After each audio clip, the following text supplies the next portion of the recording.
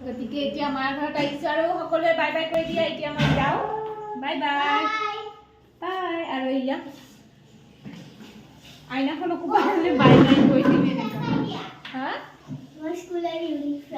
বহুত ডাঙৰ হৈছে এইবাৰ হয়নে এই তুমি ভাত খাই আছা যোৱা হাত ধুই লোৱা ঠিক আছে মা গৈ থাকো বাই বাই চাবা দিম যাওঁ ঘৰত গতিকে